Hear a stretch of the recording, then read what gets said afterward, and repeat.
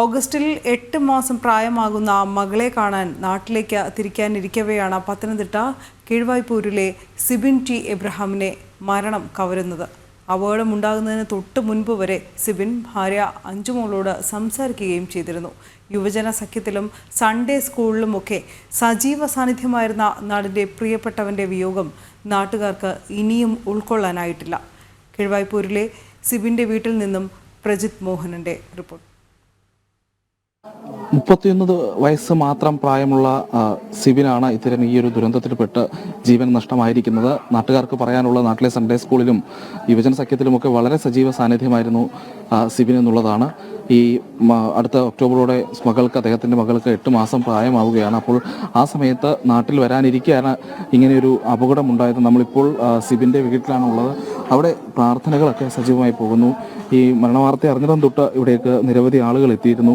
അവരിൽ പലരും ഇപ്പോഴും ഇവിടെ തന്നെ തുടരുന്നുണ്ട്. അകത്ത് പ്രാർത്ഥനകളൊക്കെ തുടരുകയാണ്. നെയ്ത്തേലിപ്പടിയിലെ വീട്ടിൽ ഈ സിബിൻ്റെ വിയോഗം ഇനിയും ഉൾക്കൊള്ളാനായിട്ടില്ല എന്നുള്ളതാണ് യാഥാർത്ഥ്യം. കാരണം ഫെബ്രുവരിയിൽ വന്ന് മടങ്ങിയ ആളാണ് സിബിൻ.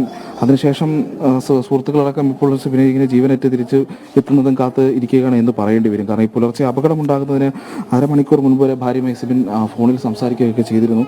അതിൻ്റെ ഒരു ഞെട്ടൽ നിന്ന് കുടുംബവും ഭാര്യ അഞ്ജുമോളൊന്നും ഇപ്പോഴും മുക്തയായിട്ടില്ല എന്ന് വേണം നമ്മൾ പറയേണ്ടത്. 1.5 വർഷം മാത്രമായിരുന്നു മുൻപ് മാത്രം നടന്ന വിവാഹമാണ്. മകൾക്ക് 8 മാസത്തോളം പ്രായമാകുന്നതേ ഉള്ളൂ. അങ്ങനെ ഇരിക്കുകയാണ് ഇപ്പോൾ ഈ അപകടമുണ്ടായത്. എന്തായാലും അപകടം നടന്ന സമയം മുതൽ ബന്ധുക്കൾ സിബിനെ ഫോണിൽ ബന്ധപ്പെടാനൊക്കെ ശ്രമിച്ചിരുന്നു. എന്നാൽ അതിന് സാധിച്ചിരുന്നില്ല. അപകടത്തിൽ പെട്ടിട്ടുണ്ടാകില്ല എന്നുള്ളതായിരുന്നു ഒരു പ്രാഥമികമായ പ്രതീക്ഷ. ആ പ്രതീക്ഷയൊക്കെ നിലനിൽക്കുകയാണ് പിന്നീട് ഇങ്ങനെ മരണവിവരം അറിയുന്നത്.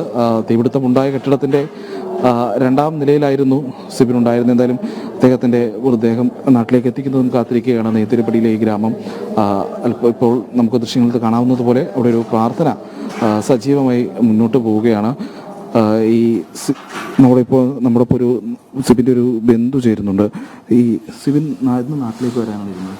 സിബിന് ഓഗസ്റ്റിൽ വരാനിരുന്നതാണ്. കാരണം കുഞ്ഞിൻ്റെ ഫസ്റ്റ് ബർത്ത്ഡേ ആണ് ഓഗസ്റ്റിലുണ്ടായിരുന്നത്. അന്നേരം ഓഗസ്റ്റിന് അവന് അതൊന്ന് ആഘോഷിക്കണമെന്നുള്ള ആഗ്രഹമാണ്. അവൻ്റെയും ബർത്ത്ഡേ ഓഗസ്റ്റ് 15-ാം തീയതിയാണ്. അന്നേരം എല്ലാം കൂടി അവൻ്റെ അമ്മ മരിച്ചതും ഓഗസ്റ്റിലാണ്. അന്നേരം എല്ലാം കൂടി അവൻ ഒരുമിച്ച് ഈ ഓഗസ്റ്റിൽ വന്നൊന്ന് ആഘോഷിക്കാൻ വേണ്ടി ഇരിക്കുകയായിരുന്നു. വളരെ ഞാൻ കഴിഞ്ഞ പ്രാവശ്യം വന്നപ്പോഴും പറഞ്ഞ് അവന് ഓഗസ്റ്റിലാണ് വരുന്നതെന്ന് പറഞ്ഞത്. ഇപ്പോഴത്തെ അറിവനുസരിച്ച് ഞങ്ങൾ തിങ്കളാഴ്ചത്തേക്കാണ് വെച്ചേക്കുന്നത്. ഈ മൺഡേയിലേക്ക് ചടങ്ങുകൾ മൺഡേയിലേക്കാണ് വെച്ചിരിക്കുന്നത്. നല്ല ശാന്ത സ്വഭാവമുള്ളൊരു ചെറുപ്പക്കാരനായിരുന്നു. കാരണം ഇത്രയും നല്ലൊരു സ്വഭാവമുള്ള ഒരു പയ്യനെ ഇവിടെ അവന് എല്ലാം നല്ല കൂട്ടുകാരും സുഹൃത്തുക്കളും എല്ലാം ഉള്ളതാണ്. എപ്പം വന്നാലും പള്ളിയുടെ കാര്യങ്ങളിലൊക്കെ ആണെങ്കിലും വളരെ ആക്റ്റീവായിട്ടുള്ളൊരു പയ്യനായിരുന്നു. എപ്പം വന്നാലും എല്ലാ വീടുകളിലും പോയി എല്ലാവരെയും കണ്ടിട്ടേ അവനെങ്ങും പോകത്തുള്ളായിരുന്നു. അതുപോലെ നല്ലൊരു വ്യക്തിത്വമുള്ളൊരു ഉടമയായിരുന്നു. ഇപ്പം കുവൈറ്റിലായിരുന്നപ്പോഴും എന്നെ എപ്പോഴും എല്ലാ ആഴ്ചയിലും അവൻ എനിക്ക് മെസ്സേജ് അയക്കുകയും വാട്സപ്പ് ചെയ്യുകയൊക്കെ ചെയ്യുമായിരുന്നു. നാട്ടിലും സൺഡേ സ്കൂളിലൊക്കെ വളരെ സജീവമായി നിന്ന ഒരാളാണ്. 31 വയസ്സ് മാത്രമാണ് പ്രായമുള്ളത്. 8 വയസ്സുള്ള ഒരു കുഞ്ഞുണ്ട്. 1.5 വർഷം മാത്രമാണ് ദാമ്പത്യം നീണ്ടു നിന്നത്. അങ്ങനെ അദ്ദേഹവും ഈ പറഞ്ഞ അപകടത്തിൽ മരണത്തിന് കീഴടങ്ങിയിരിക്കുന്നു. അതിൻ്റെ ഒരു ഞെട്ടിൽ നിന്ന് ഈ ഗ്രാമവും ഈ വീടുമൊന്നും ഇതുവരെയും മോചിതരായിട്ടില്ല എന്നുള്ളതാണ് യാഥാർത്ഥ്യം.